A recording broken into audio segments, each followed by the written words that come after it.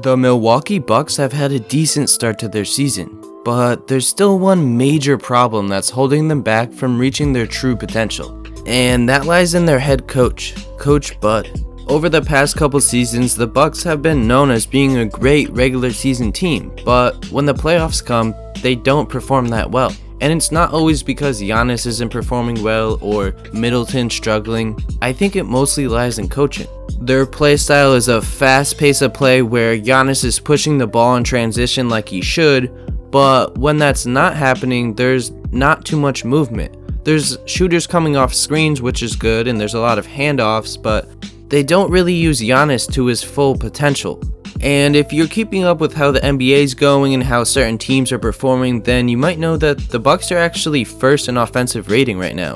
So you're probably asking yourself, why would I say that the Bucks have a problem if they're the best offensive team through the first 10 games of the season? Well, like I said before, the problem isn't the regular season. They're always a great regular season team, but when you play a team in a 7-game series that has a ton of time to prepare for Giannis, you need to change something up. And we saw it in the last playoffs. There was times when the game slows down and Giannis can't just go full speed at the rim, so something else needs to happen. And honestly, the answer might just be running more plays designed for Giannis. We don't even see that too often, where Coach Bud is running a play specifically designed for Giannis, where he's running off a back screen to catch a lob, or he sets a pick for Jrue or Middleton and he's the roller. There's things Giannis can do without the ball in his hands, and I don't think we see enough of that. If we were to look at the numbers from last year and even the first 10 games this year, we would see that the Bucks don't run enough pick and rolls with Giannis, either as the ball handler or as the roller, and he shoots too many three-pointers. He's obviously not a great shooter, but it's important for him to have it in his game, so defenders have to respect it, so the spacing's a little better, but he doesn't need to be taking 5 threes a game like he is right now. He typically doesn't even shoot 30% from 3, which is still below league average. So instead of taking 5 threes a game, what I think Coach Bud and the Bucks should do is start calling some plays for Giannis to get a switch onto a smaller player and then put them in the post. Because we know how strong and aggressive Giannis can be, but he's not always that vocal leader. He likes to do it by example. So this can be a great example of him leading his team where he's calling for the ball because he has a switch on a smaller player and he knows he can score. And if you look at the numbers from last year and this year again, you would see that he doesn't post up nearly as much as you would think. The other bigs in the league post up way more than he does, and it's probably because Giannis is so athletic that most of his time is spent running at the rim and trying to make some tough dunk or layup, which I understand, but if you can get an easy basket where you just switch onto a smaller player, post him up down low, and then finish the play from there, there's no reason why the Bucks shouldn't be doing this.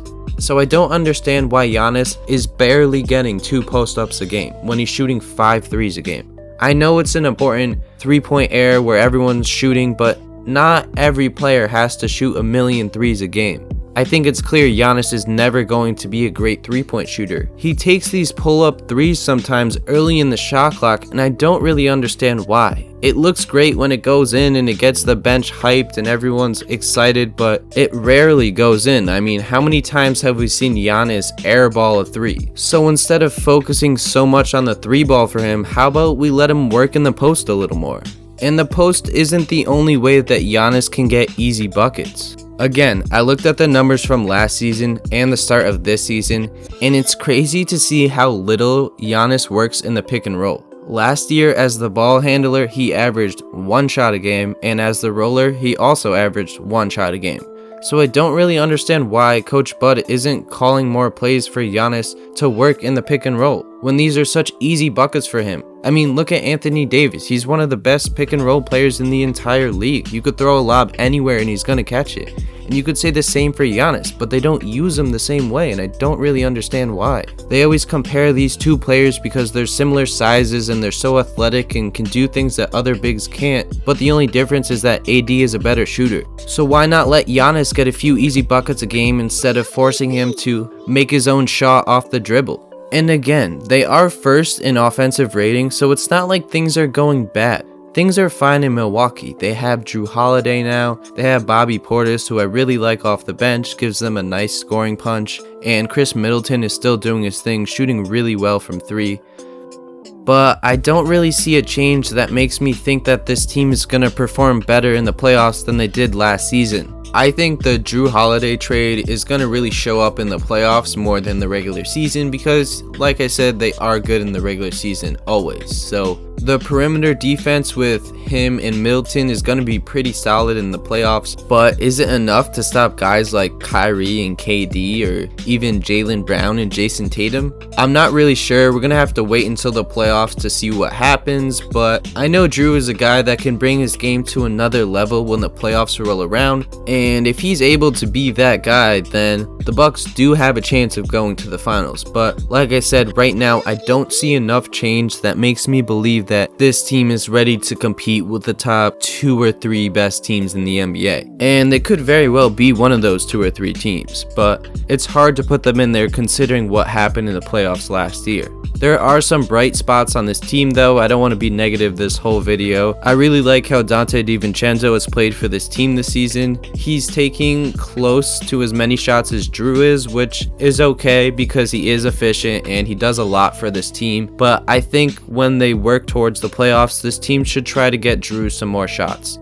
But that's going to do it for this video. Thank you so much for watching. If you're new or you haven't already, make sure you subscribe as it really helps the channel grow. And my goal is to grow this channel into a community of a lot of NBA fans. So if you're about that, subscribe, and I will see you guys in the next one.